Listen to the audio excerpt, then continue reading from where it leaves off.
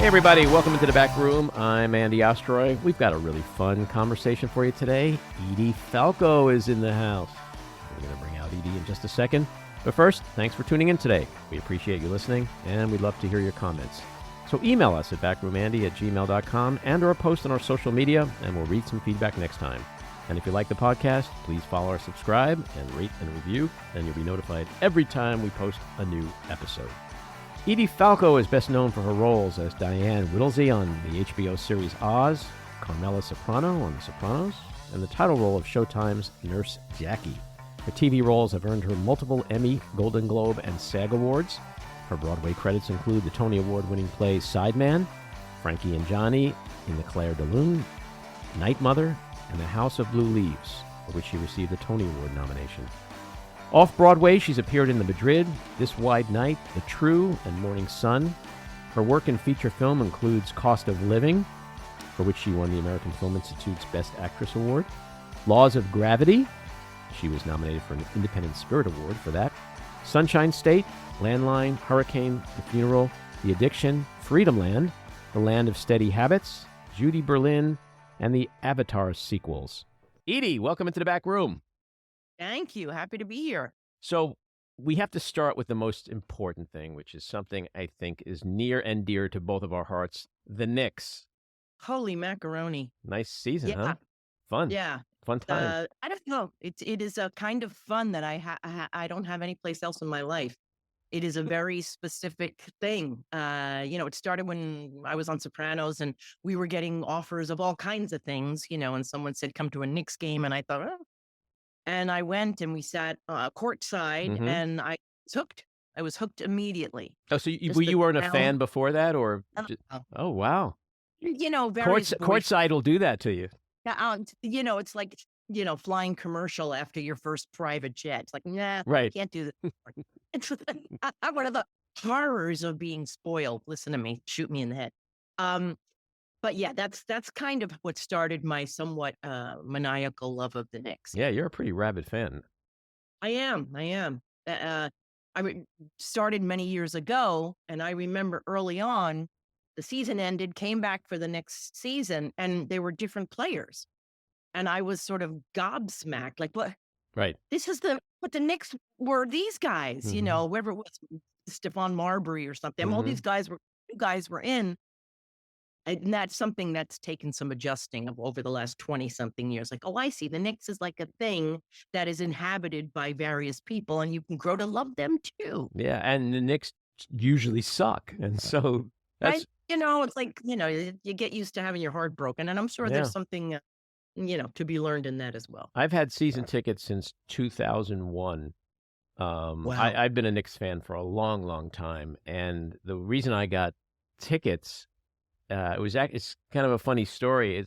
Literally on maybe my second date with Adrienne, we were talking about basketball because she was a huge Yankees fan. And I said, yeah, I really want to get season tickets, but, they go on sale tomorrow. But I'm never the guy that gets concert tickets. Like, everything always passes me by. Right. And she said, you have a company, right? I said, yeah. She goes, you got a lot of employees? I said, yes. She goes, put 20 of them on the phone. The nanosecond tickets go on sale, and one of them will get through. And that's what I did. And I had all my employees. I said, somebody scream if you get through. And my office manager screamed, I'm in. And that was it. I got tickets. I started literally in the next to the last row when the old 400s level. Right. And then worked my down. And now I'm like catty corner, but pretty close. But I've gone and sat. My friend Jeremy Sisto has taken me.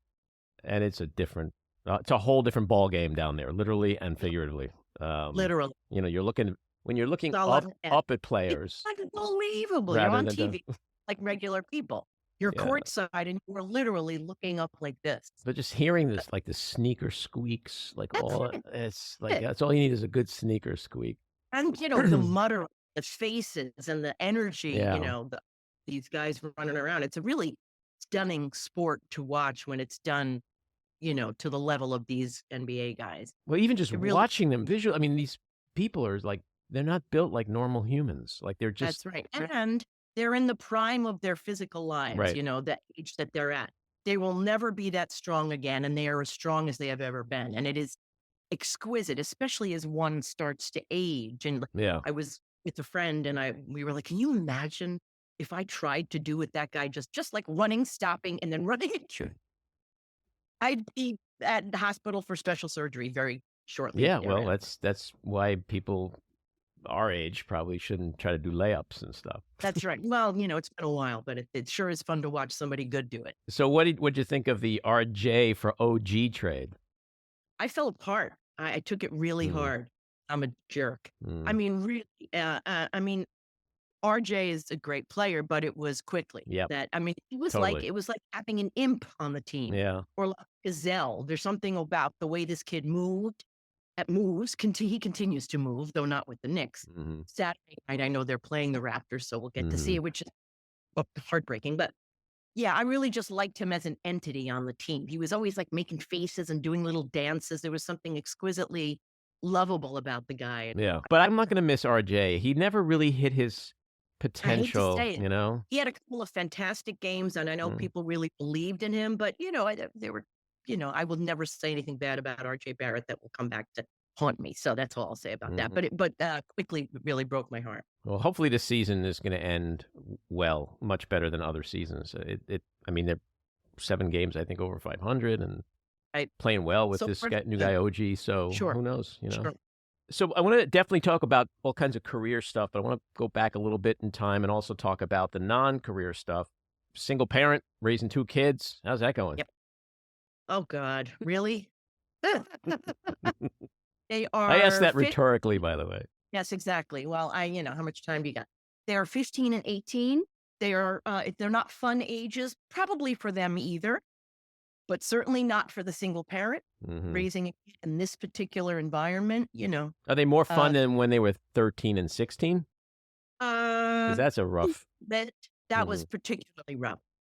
Yes, a little bit as they become more independent, but like people used to say, little kids, little problems, big kids, big problems. So I'm definitely in the big kids, big problems place. Yeah, Um, even like my son has a car and he's driving, and I live in Westchester now, and it's snowing.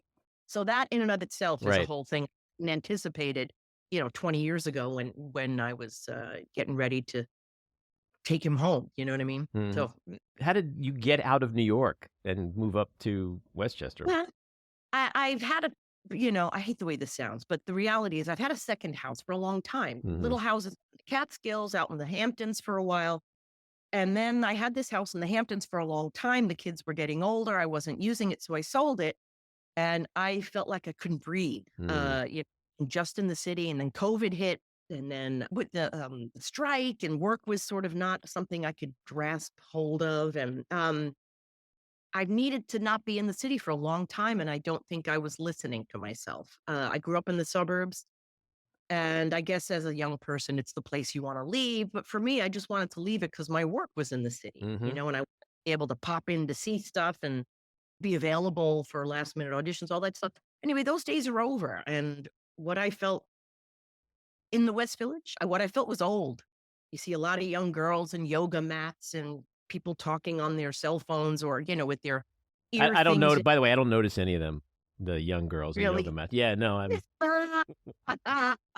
You and every other man your age, all of my friends, they just walk right by. Yep. And I start thinking, I remember that. I remember that whole thing and the excitement of the life up ahead and what am I going to be and do. I'm in a very different chapter now, and I don't know. They don't feel like my people anymore, and I Yeah. just, And they see yeah, when I I just. wander the streets now, instead of looking at the girls in with yoga mat, I'm just looking for a CVS. That's all I want. It's just like where's the closest pharmacy? Is 24-hour it place. 24-hour? Like if I can I, find a good 24-hour pharmacy, then I I'm just set. feel I feel good. That's like I know what you the mean. 24-hour pharmacy is the new girl with a yoga mat. You know what I Listen, mean? Yeah. it's a place we all get to, and Yeah. you don't have to go very far, thank God, anymore. No, no. So I asked this question as someone who comes from a very dysfunctional family. Tell me about your crazy childhood. It was me and 3 other kids and my 2 parents, and my parents were raising us as very young parents. Dad was in a Brooklyn Italian. Mom was as far from that as she could be, Scandinavian, Swedish. comes from very heady, smart, somewhat troubled stock, and they were an odd couple, and did the best they could to raise these 4 kids, and but it was a little bit, it's funny, as I've gotten older, I am more sensitive about shit talking my parents, 'cause Mm, that's been for, a good portion of my life, to justify my own craziness. "Well, my parents," right. Now it's like it's fucking hard to raise kids. They were in their 20s, they had Mm, 4 kids, they didn't have enough money, and neither of them, knew what they were doing, but who the hell does in their 20s? So, right.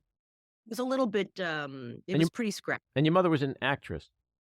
She was an actress when she grew up in her teens. She did summer stock, and then she got married and had kids, and then she started doing local theater, like community theater, and I used to go with her, and that's how I kinda got into this Mm, whole thing. I thought it was the coolest thing in the whole world. mhm. And your dad was a jazz drummer. Well, he was. When he was a kid, he was a drummer. He played, like the Catskill circuit, and, he actually played in the drums at at Provincetown Playhouse in New York City, uh, in the pit of a Kafka play. So, yeah, they always had they were artists. They were Mm, artist sensibilities in a time and a place where there wasn't much prospect of following that, you know? mhm, Both of them did what they could while raising 4 kids. mhm. And you started out trying to maybe be a psychologist? Is that what you studied? Well, no, when I was in high school and you fill out all those things about what college you wanna go to, Mhm, college was not a thing in my family, so I didn't know where to go to ask, and one of the teachers at school said to me, well, I wrote down psychology as mhm, what I thought I was gonna study because I just thought it was interesting. It was something I was always interested in. And the teacher said, "Well, aren't you in all the plays here? Why don't you be an actress?" And I mhm, just thought, "What does that mean?" You know? mhm, And so I kind of just thought, "All right, I'll study acting." I didn't even know I had no idea what I was doing. But mhm, psychology was the only thing that deemed, uh, uh, you know, possible as far as what to do with one's life. But mhm. So it seemed kept like a pursuing foreign concept even though mom was dabbling or doing acting? it. Yeah, she was dabbling, but she had a Mhm, job. right. She had a Monday to Friday regular hours job, and then at night she would do her plays, and I thought that's how you do it. Mm. I assumed that if it was anything I was gonna do, that that's the realm in which I would do it. So you didn't see it as like something you could make a living from? No, I didn't know Well, anybody that I famous people did that, and I figured that's they came from famous stock, and right. I don't remember what I thought about it, but that never occurred to me. Well, I mean, the truth is still today, most people don't make a living from acting. Like, you don't go into acting for the money. No, if that's your motivation, Yeah. get I out think I'd be quickly. hugely disappointed. And, you did a lot of waitressing, but when people ask you what you did while you were acting also, you would always say, "I'm a waitress," rather than, "I'm an actor." Well, it felt presumptuous Right. because if I'm acting, I'm not an actress, and I just didn't, I'm very aware of grandiosity. Right. Maybe it was beaten into me as a kid. I have no idea. So I've always had an eye on, keeping it real. And I was a waitress. I was a waitress for many, many years. I wanted to be an actress, but I wasn't. So yeah, Mm, yeah. I was. So is that old joke, like when someone says, "What do you do?" and they say, "I'm an actor." "Oh, really? What restaurant?" Yes, exactly. Yes, that was me for many, many, many years. So I don't know if you had a chance to see the comedian Gary Goldman's new comedy special, but speaking of family dysfunction, he opens up with this. He just screams, "Mommy, look!" And the whole Oh, premise he of loves it. it's so brilliant. My The God. whole premise of it is like he said, if my mother just took her head out of her People magazine once, I wouldn't be standing on this stage. And Oh so, my, what? that's so interesting. Yeah, and he said most comics, they wouldn't exist if mommy just looked and paid attention once and, you're just screaming, "Mommy, I I'm" don't know. Look, performers, period. Yeah, You so I was gonna know, ask you, like, do you think performers going before the camera, like, just the whole, ethos of it, is it a cry for attention in some way based on I childhood?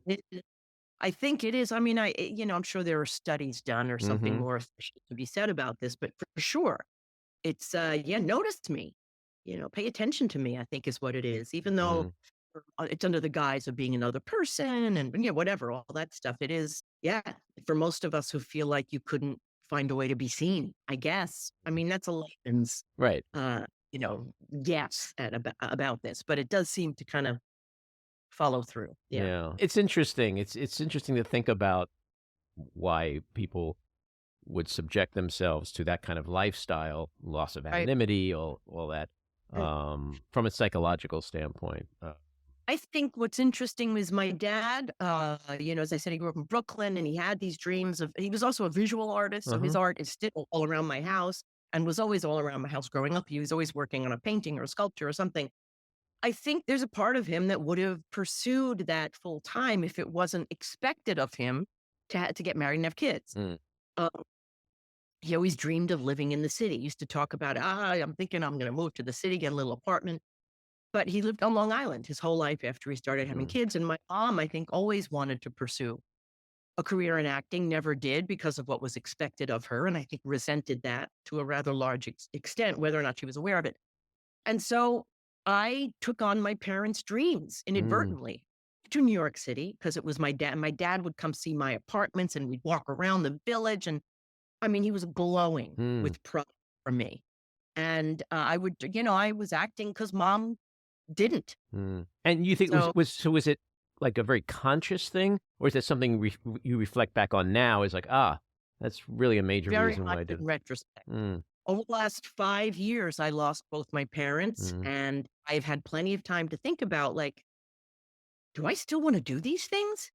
They're not here anymore. I don't need to live out their dreams, and which I'm just in this moment, I'm realizing maybe that's why I felt it was okay to move back to the suburbs. Right. I don't have to press my dad with my apartments anymore, you know Right. what I Oh, mean? that's interesting.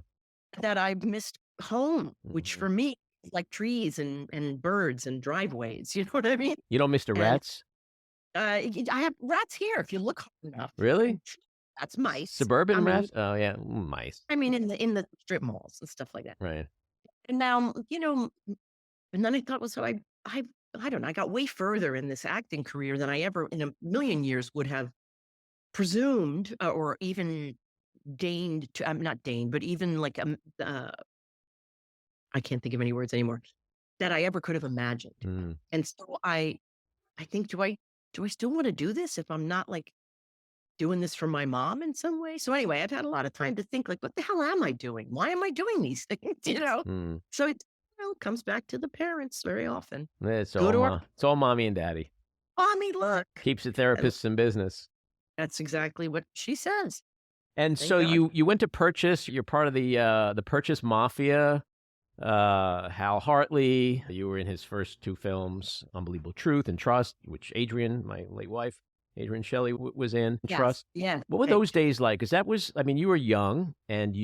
you kind of fresh out of college, as was Hal, and those movies kind of burst onto the scene and became this monumental, iconic cinematic experience. What was it like getting into those films so quickly out of college and starting your career?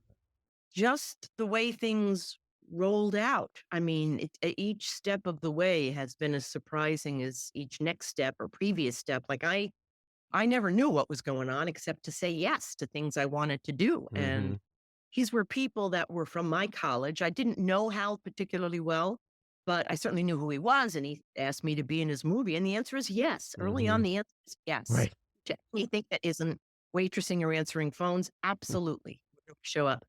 And it was acting with friends from college. I mean, Mhm. who would not do those things? Right. Of course, when you're involved in a project, one tends to drink the Kool-Aid of that particular project. And I'm thinking, oh, wow, this seems good. This is really, you have no idea really how it will be perceived in the larger um, scheme of things. Will anyone else respond to this? And to this day, I've lost sight of that a little bit. I get involved in the stuff I'm doing and I care about it. And sometimes the rest of the world does, and sometimes the rest of the world doesn't. And I've never been really good at knowing which is which until in retrospect, which ones have gotten attention. So doing stuff with Hal was just fun. It was Mhm. just fun. It was hard because I'd have to give up waitressing shifts and money was always an issue. And other than that, it was about as much fun as you can have. Mhm. And It- you started it- out with a film called Sweet Lorraine, which I think was just a couple of years before, working with Hal. How did you get that first gig?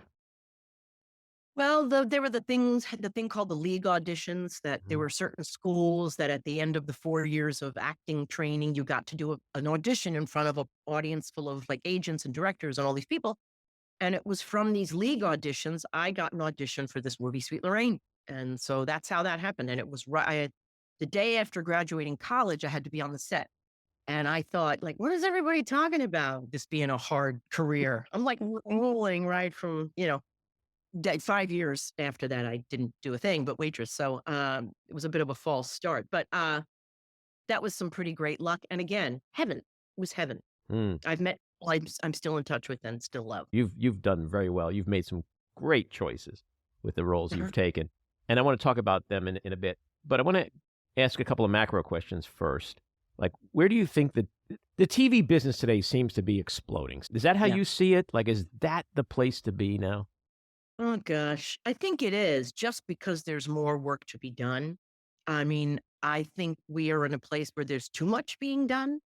And I feel I can't stay on top of the shows I want to watch because friends are Mm, working on or wrote them or whatever. There isn't time. There's not enough time in the day to watch all of it. And a lot of it is really uninteresting to me, I'm afraid. Um, then there's, fantastic stuff also, like both Beef and mm-hmm. Bear Mm-hmm. and The Bear and, Session, all the other great stuff that's getting noticed. There is great stuff happening there. And I can't think of the last movie that was out. I don't know where I wished I had been a part of it. Mm-hmm. Like if you're not Nicole Kidman, you're kind of there's not a ton out there, Right. to be done movie-wise right now, you know? And if she would just take a break, for God's sake, give some of us a chance at Well, some we of happen to these. have Nicole right here. Oh Nicole. my God, Nicole, listen, I have 2 tickets for you and your hubby for a cruise Yeah. for 5 years. But I don't know, there's not a ton out there movie-wise that's terribly interesting to me. Mm-hmm. The thing is, I can never look ahead and say, "This is what I want, this is what should happen." I'm always, broad-sided. Mm-hmm. In terms of the stability or lack thereof of acting. Like you've been on some amazing shows. You're on an amazing show now, Bupkis. They end. What is that feeling like when something ends and you're waiting for the next one if you don't already have it lined up? How much of that plays into your personal life in terms of is it stressful? Is it concerning? Or is it like, okay, sarah, whatever happens. I'm Was going to work. I've always worked. I'm going to work. Something will right. land. I was more cut out for a regular job Hmm. because I like routine. I like knowing what's gonna happen in a year. I think there might be some sort of other, forces at work that my life is so not like that. From the early days, it was terrible. It was just terrible to not know what's coming next. Mm. Stress invoking and addiction nourishing.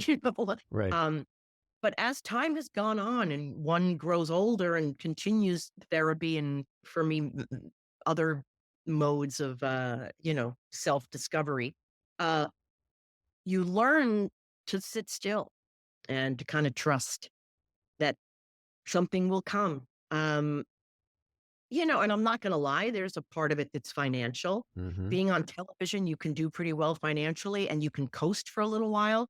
So that for me, the panic is largely financial because we grew up not having enough money and it's something that is in my bones. Like I still worry about it. And I have people that I trust that tell me, "Edie, you're okay. Right. That's okay if you buy 2 of those or whatever." Like Right. I can't quite shake this feeling of being worried about money. But as I've gotten older, I've learned to the second thought being, "No, that's right. I'm okay. I'm okay." Mm. And I have a life outside of my work now, Mhm. which grown roots. My kids being part of it, living in the suburbs is part of it. Mhm. Friendships, you know. Mhm. Mhm. So,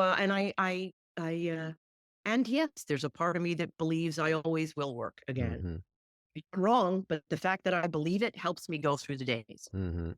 And how much of you do you think aging factors into that? And also having trauma in your life and things that teach you that it could always be worse, you know? Like, I Right. find that I went from being, as a younger man, stressed about everything all the time, and now I'm, like, firmly in the not giving two fucks phase of my life.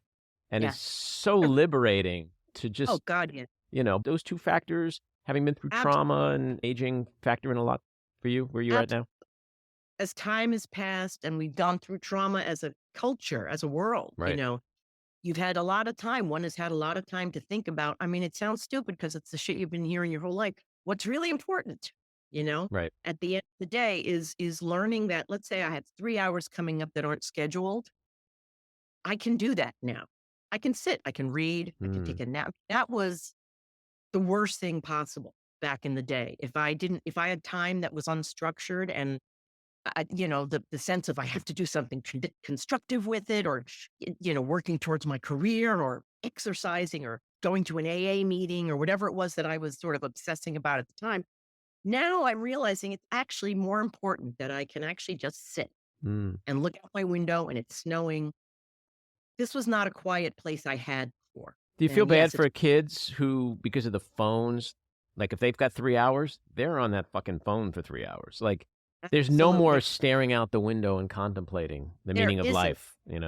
There isn't. And if you take the phones away, it's straight up panic. Right. I mean, that's a whole other, it upsets me no end that Yeah. these kids don't have coping mechanisms. And without these things, they really don't function. And I think it's, I don't know, we've screwed ourselves in a rather major way. Yeah, no, I But agree. I agree I totally. think, I would like to think that other changes will happen as a result that may not be quite as horrible. I don't know, that may help people function. I really don't know. I don't know. But it's a scary place to be, especially as you're raising these kids, like to try to teach. They weren't raised the same way I was, so I can't tell them, well, this is what worked for me, because it's the whole playing field is different now. Yeah, they don't like the "I trudged a mile and a half in the snow" conversation. Not care less. But you know what? I couldn't either. When my father would say, Right. "I used to walk across the Brooklyn Bridge," I'm like, Yeah. yeah. My son at one point literally said to me, "Dad, that's your story. I don't really care." Oh my god. Because So they that's don't care. Like he said, like, I'm not growing up in that world. Like right. he says, you say it to me as if like it's supposed to have this Be deep moved by awakening that. moment. And he goes, I don't, I get on the subway to go to school, like whatever. Like I can't identify with any of this shit. So just don't Right. waste your time. He didn't say it mean spirited. Like it was just like, what are you doing? Do you understand this is just falling completely flat? Yes. You have to wonder if that's exactly the conversation each of us had with our parents, however many years ago. Oh, yeah. We are Well, kind the kids today have it good because when we were young and we tuned out our parents, we had to figure out a way how to visually mask it.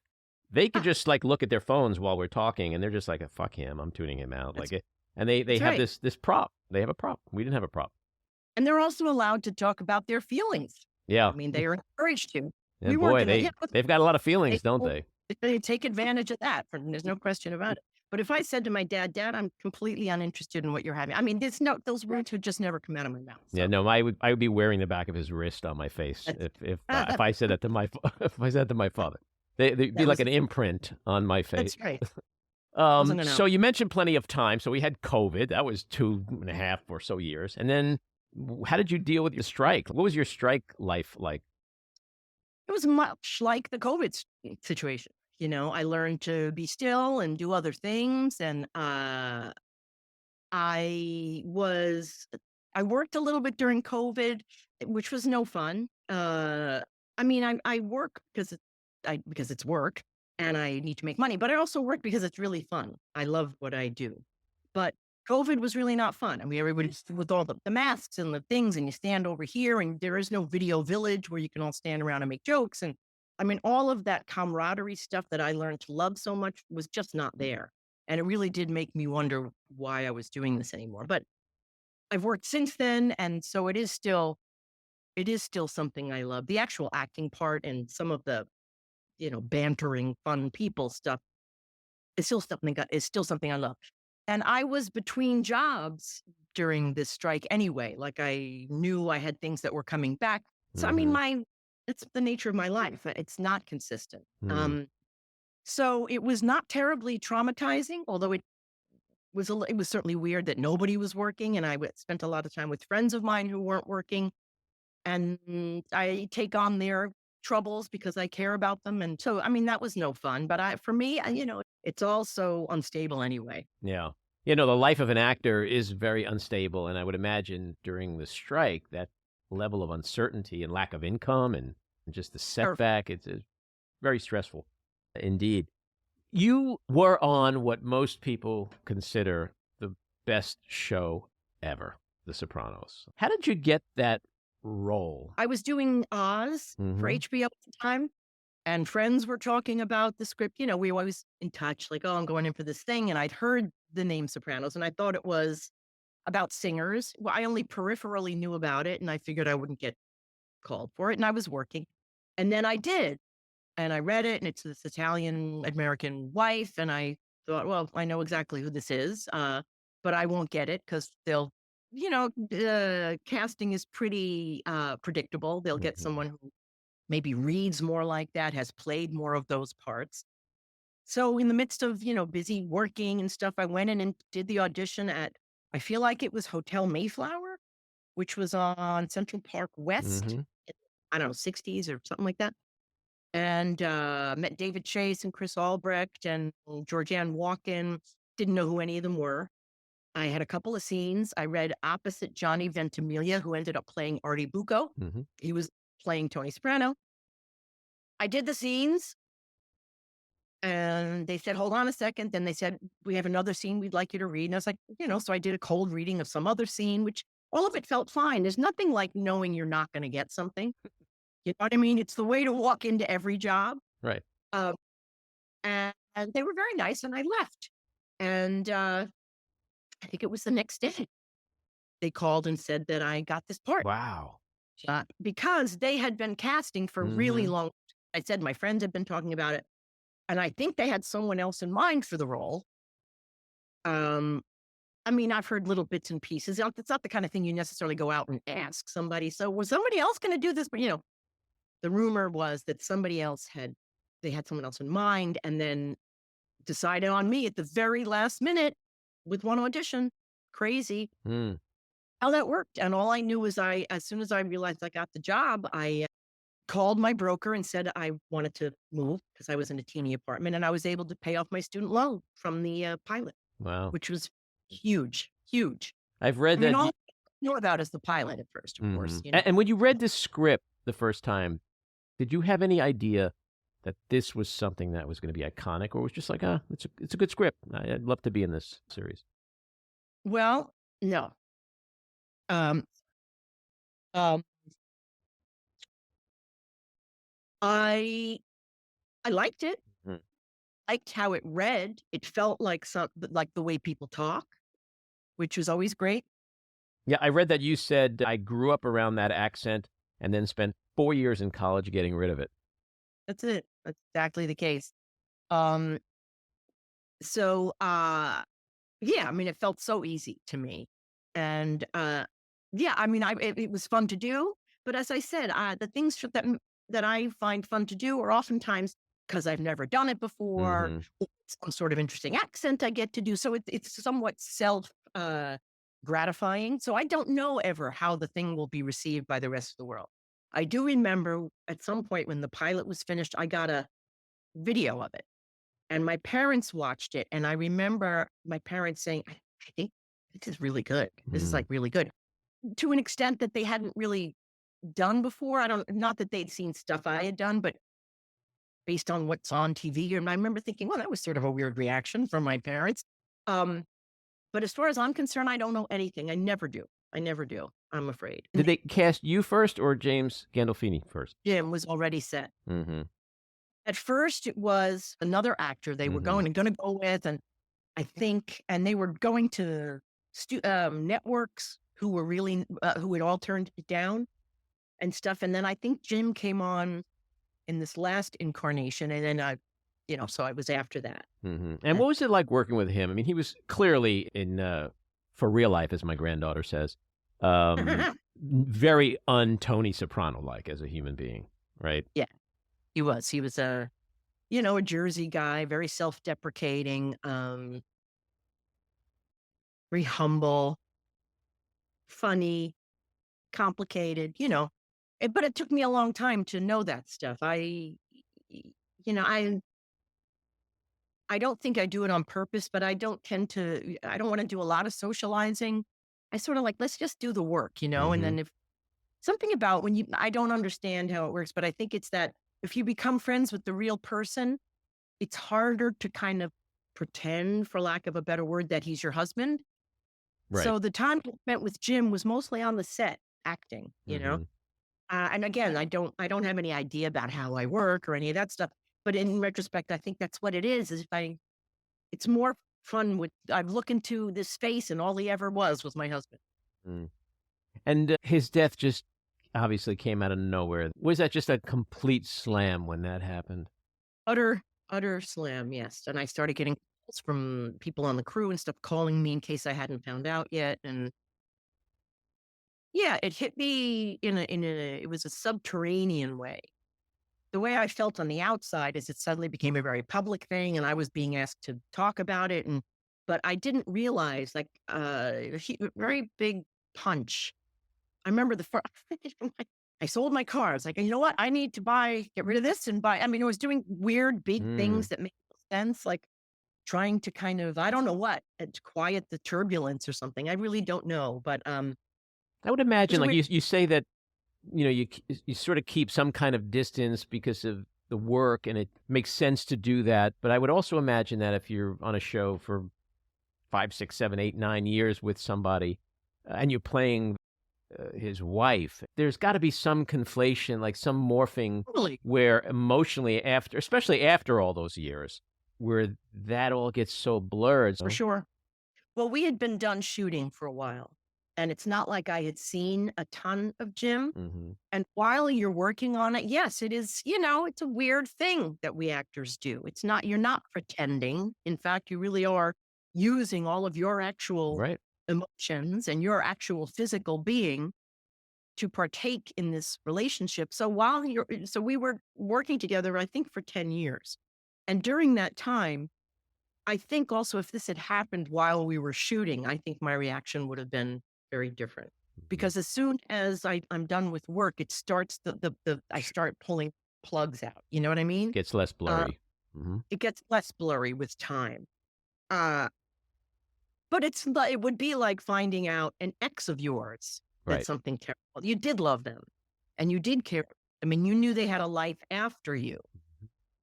So it was more like that. And I got some of the most astonishing emails from people like, I can't imagine what you're going through, and all this stuff that was clearly meant for Jim's real wife, which I started doing. I started sending them to his real wife, because people know him as my husband. It's Sure. a complicated thing that we did and that people do and that they watch every night, and it seems real. It's very, very, very, very strange. The reality is I didn't know Jim terrifically well. Hmm. Um, I didn't do a ton of socializing with him. Uh, I adored him because of that. Hmm. I was able to keep a safe distance from I know, his internal life was complicated and turbulent like many of ours. But yeah, and to this day it's still weird. I mean, it still freaks me out a little bit that happened. But also if had this been my first job, I also know that I have had a lot of boyfriends that I was opposite, working with. Hmm. And early on in one's career, it happens because it feels real. It feels completely real. Right. And as you get older, you realize, oh God, no, that's right. This is my job. This is my home. This is acting. It's a long time. This has happened. Takes a Yeah. long time. A lot Hmm. of young actors fall in love with their co-stars. And as you get older, you learn the boundary thing that I find working so much more intense with someone when I know there's a boundary, that at the end of the day, I go to my guy, he goes to his girl or whatever. And the boundaries are clear. It's such So a anyway, fascinating thing to think about how different actors deal with that. But I agree with you. Like, I think that compartmentalizing thing, like if I was an actor, that's how I would have to do it, because it seems like it gets too complicated, messy yeah, the other way, you know? yeah, yeah, yeah. When Try you walk down the street, do people scream, "Hey, Carmela"? They do that still? less, We less than they. We had, I started this with my team here. We started this podcast recently called Jew 2. just three of us are Jews, and we sit around, we talk to a non-Jew. So we had recently, our second episode was with Severio Guerra. I don't know if you know him, Mocha Joe. I love him so dearly. And he's an upstate guy. And he's so funny. And I was telling him that somehow we got to talking about Abe Vigoda. And I said, like, back in the 80s, I was walking around the Upper West Side where I used to live, and I'd see him all the time. And I just once, I was like, fish. And Severio was like, fish? Abe Vigoda's probably thinking, like, I'm fucking Tessio in The Godfather, and you're calling me fish? Right. So I always wonder, like, when you get so identified from a specific role, if actors always, have that thing inside, like, that's what you're calling me? Like, do you like being known forever in a big way as Carmela, or is that a chapter that you wish people would just put in the past and let's move on? I'm also Nurse Jackie. I'm on Bupkis. I did all kinds of things, movies, all kinds of series. I'm in a terrifically settled place with all that stuff. Like, the reality is, I have gotten to support myself by acting.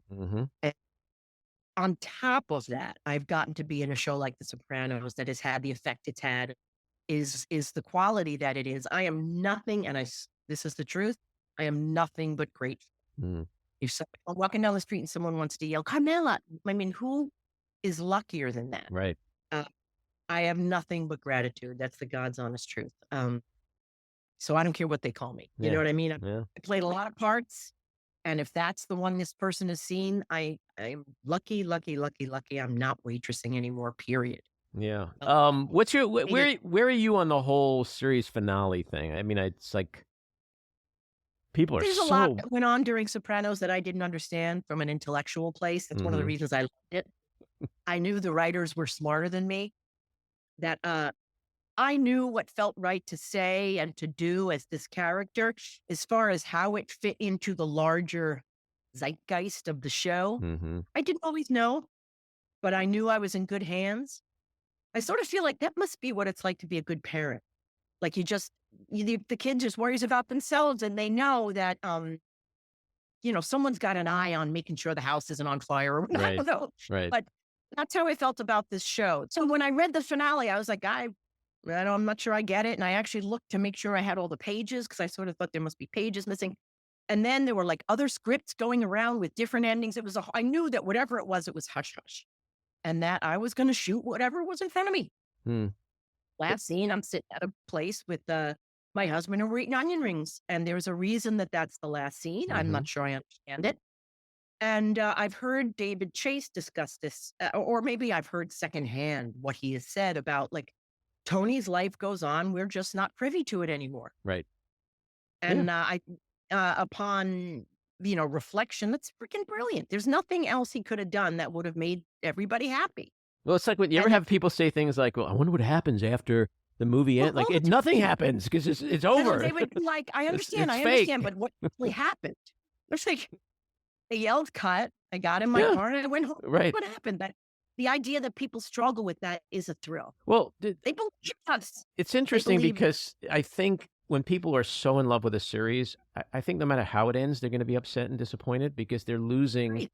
I mean, I remember when Succession ended, I was like, fuck, my life has no meaning anymore. Like, where's friends? Where are my friends going? I get it. I'm not going to hang out with Roman anymore. And like, what's going to, and then the other thing too is, like, years later, we're still talking about that ending. So in a way, it is kind of brilliant the way it ended. Like, the way it made people think. What else could he have done? That would have been the reaction. Yeah. I mean, like, okay, so somebody comes in and was like, hey, Tony, shoots him. Like, I could have written that. You know what I mean? Like, how unique and creative would that have been, right? So, but I think that's what a lot of people wanted, I think, because people need closure on a lot of things. And they didn't get. I still will occasionally be walking down the street and have someone say to me, what the fuck was that? And I'll look at them like, the fucking ending. I'm like, guys, I don't know. I'm just an actor. Get a life. Nurse Jackie. Well, Nurse Jackie, which is a show you won your 4th Emmy for. You had 3 from Sopranos. That is a dark, troubled character. Was that fun to play? Was that hard to play? Well, the original script was called Nurse Mona. My friend Matt Malloy, who was an actor, lived in Venice. And his next door neighbor, I can't think of his name, he said, my next door neighbor wrote a script he wants you to look at, which are some of the scariest words in the English language, oftentimes. because you want to be polite and read, but for the most part, you're like, I I feel don't you. live like a skateboarding mail order bride or whatever. You know what I Mm-hmm, mean? mm-hmm. Matt said to me, but I think this is really good. Oh God, the name was gone. Um, so I read it. It was called Nurse Mona, and it was very different from what we shot. Mm-hmm. She had like sensory powers, like that she was able to see like an aura around. It was very, very different, and there were no drugs. And she kept talking about being at home with her husband, blah blah blah. And the last scene, you see her, she's eating dinner, and then the camera comes back, and you realize she's eating alone, and there's nobody there with her. That there is no husband. Anyway, it's completely different. Over time, I found out they wanted to make it a half-hour comedy, which seemed completely impossible. And then they threw drugs and alcohol into the mix, which was also not thrilling to me. Mm-hmm. I don't see how you mix comedy with that, especially Mm-hmm. in my own personal experience. Right. But little by little, with lots of conversations and working through stuff, that's what it ended up being.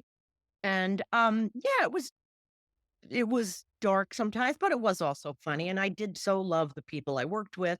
The work environment was the best I've known to Mm. this day. And I loved being at work every day. So that's not nothing. Mm. Merritt Weaver was so good. So good. Was it? Yeah, I mean, Yeah. and the whole cast was great. It was just such a I loved that show, and talk about endings, the finale, like such a powerful ending. My God, a really incredible show. And for people listening, if you haven't seen it, you really should, because not only is Edie amazing in it, but it's an amazing show, and there's a bunch of seasons, so you can really dive in Get lost in there for a bit. and Yeah. get lost in there for sure. So, given the fact that you have dealt with addiction yourself, that I would seem presented a bit of a challenge when the drugs and the alcohol got introduced into the narrative of that show. How did you make that not challenging in a way? Well, first of all, I'm obsessed now with finding the writer of the original pilot, Evan Dunsky. Evan, there you go, buddy. Evan Dunsky. I'm going to say it as going to throw it into every sentence now. Evan Dunsky wrote Nurse Mona. Well, I was a long distance from my own using days, which were back in the 90s, and I'd been sober for 20 something years, and always needing for me to keep in touch with sober people to check in if something seemed difficult. It felt far enough away from me that I felt safe. Mm. Like I never went home and thought, God, I'd love a drink. I mean, I couldn't. Maybe because it was so sort of decrepit, uh, it made me happier that I was sober and it's not a part of my life at all. So it was a source of strength in a way, like For to sure, play that it role. was a sort of constantly reminding myself what it would be like if Right. I was still using. Mm. And grateful I am that the hardest part, getting sober, was behind me. Mm-hmm. And then in 21, you played my girl, Hillary, who I'm still with, by the way, for anybody out there who cares. Yes, I hear you. I hear you. I hear you. I know you're very political, and I know you love Hillary. Like, was that a daunting role in terms of Completely. fearing, like, oh my God, am I going to harm this woman with this Yes. performance? Well, you know what? It was like a strange maternal reaction I had when they called and said, listen, he's thinking of you for Hillary Clinton. My first thought was, I got to take her and make her safe. You know what I mean? Interesting. Fear that someone else would get a hold of it and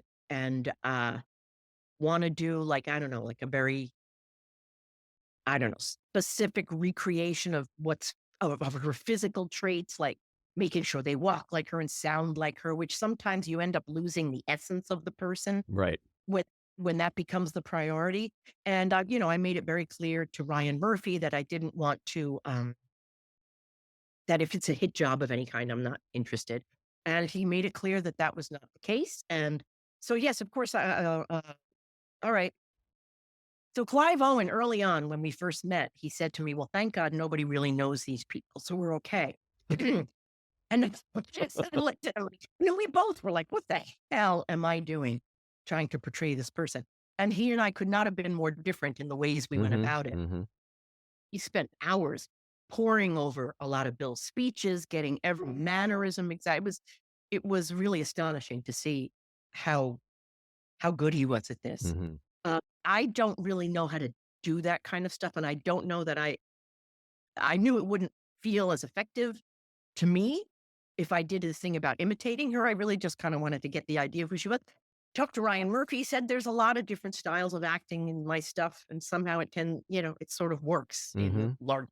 So I kind of got the okay, and that's the way I went about it. But yes, it was hugely daunting. And who the hell would want a chapter like that to be portrayed on television? Right. So it would, I was of many minds about doing it.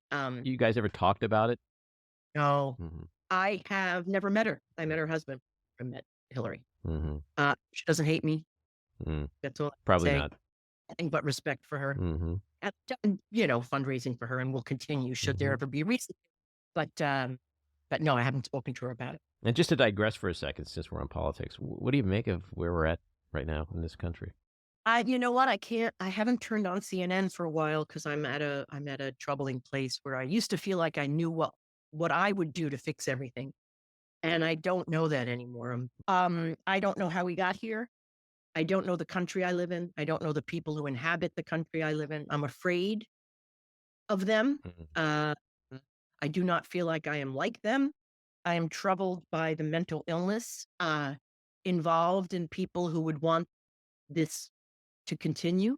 People who cheer on rape. Who cheer, that's right. And a rapist, yeah. Who would still want this man to run our country. I don't understand it. I don't, and I believe that they believe that he's the guy. Oh, they believe it. And that's the troubling part. Like, how far have we gone into the darkness where that is the case? The problem is so insipid and so deep. I wouldn't know how to fix it. I mean, there's only one answer to this whole thing. And no one wants to actually be wishing that on anyone. And so it's a very bad place to be right now. So I'm disengaging for a bit. Are you referring to the big Mar-a-Lago in the sky? I'm not even going to say it. But I can think. I mean, it could be, natural causes. It could be whatever. 50 years old and he eats nothing but fast food burgers. How the fuck is this happening? Well, I'm not a doctor, but I can answer that question. Okay. Oh, all right. The answer to that question is he is a fucking sociopath. He internalizes nothing.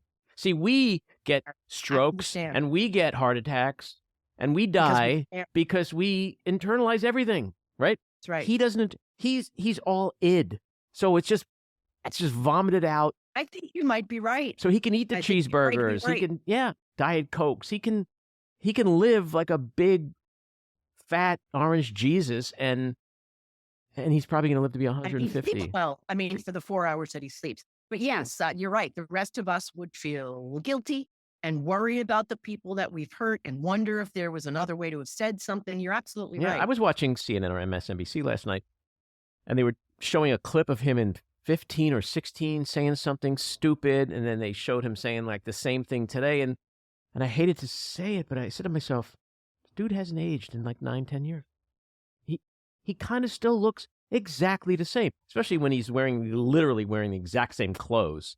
He just literally looks the same. And then you start to think about, okay, well, Biden has aged so much in the late, like you get to understand this narrative that's out there of like Trump, even though he's 3 years younger, is so much younger than Biden. And so, but I don't know what his fucking secret is. Like the guy is unbelievable. He is unbelievable. Right, yeah. There is something about not caring. Yeah, he does not care. Stress off the body, for sure. When he's stressed, he lashes out. If he's in court for defamation and he's stressed, he defames more in court. Yeah. Who would do that? Somehow it's allowed to continue. Yeah, it is strange. The charade is allowed to continue on. It is. I wish I was living 100 years from now. I hope anybody's living 100 years from now, but and people have some distance from this, and I can read about it. What the fuck was going on? Yeah. What actually went on during this crazy time in our country? So let's talk about my favorite show in such a long time, Bupkis. I love that show. I love Pete Davidson. Great. I kind of feel like I feel like a father to him. I don't even know him. He's just a dude on a TV screen. That out. And I wanted to ask you, like, as his mother, do you start to feel protective in that way? Or is this just an acting gig? No, no, I mean, I have a son who's 19. Mm-hmm. Which is beyond, in and of itself, is the fact that I just said that is shocking to me. But so I tend to go that place. I go to that place with young men, immediately. And he's a boy who I don't know, you want a mother. There's no question about Right. it. As an aside, his real mother is extraordinary. Mm. She adores him. I was at an event where he was speaking and she was in front of me and she had her phone up like, this is Pete Davidson. I mean, you go online, you can see him saying anything in the world. And his mom is taking a picture of her son speaking on stage. She adores him. He's got like a really, really good, solid family and, what do you call further out family, like cousins, aunts, uncles. So he doesn't need me. And for that, I'm grateful because I have my own kids. But yes, I Mm-hmm. do quickly go to a place of wanting to take care of this kid.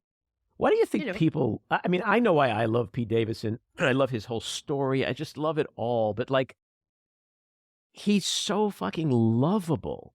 And is it because he is so honest with his life and how messed up it is? There's no pretense. There's no airs about him. He's dealing with issues that our children deal with as a young right? person. Like, but also he has all these women, female admirers that, he dates these incredible people. Like, he is kind of a phenomenon in a way. Yeah. Yes, he is. And I think you might be hitting the nail on the head there that he seems more confused about his success than anybody else. You know what I mean? Mm, He's sort of just riding this wave and makes jokes about, well, of course I'm going to make the show about my life. That's all I have. I have nothing else to offer, right. Uh, and he is humble Mm. and self-deprecating. And those are really lovable qualities in someone when you don't feel like you have to get past their ego to get to the real person. He's right there in front of you the whole time and very accessible. So, yeah, I know he's completely lovable. And this show has like such incredible New York actors. That's got to be really satisfying to work with people like Bobby Cannavale and Joe Yeah, Pesci. Pesci is amazing on that right. show. Romano and Yeah. Brad Garrett. Yeah, phenomenal bunch of people, which was a large part of why I wanted to do it at all. Mm-hmm. These are people I, for the most part, never worked with before. It's not a world where I am thought of. Mm-hmm. It's not my crowd really. And I was sure someone had made a mistake when they had asked me to play this part. I was like, I'm just going to show up and see if I find out that they meant some very, Do you uh, know were you sought out by Pete himself, or were you just part of? And what do you think he apparently, wanted you in particular as his mom? I'm sure Carmela played into Mm-hmm. that, a sort of suburban, uh, uh, ethnic mom, I'm guessing it was I'm sure it wasn't Nurse Jackie that made him think, "Oh, I want her as my mom." Right. So, I'm guessing that's what it is. So we never had a conversation about it, but, and I said something early on about I forget what it was. I forget. And then he said, "Oh, go again. No, do whatever you want. I don't you can change your name. You can do an accent, however you wanna do this." I was like, I had it was, it's completely adorable. Like he just wanted me to do it. And I don't know. It's a good ego stroking way to start a job. Mm-hmm. And speaking of starting a job, the tone of that show I find so awesome. The very, very first scene in the very first episode, you catch him whacking off while he's immersed in virtual reality porn, which Right. is just genius.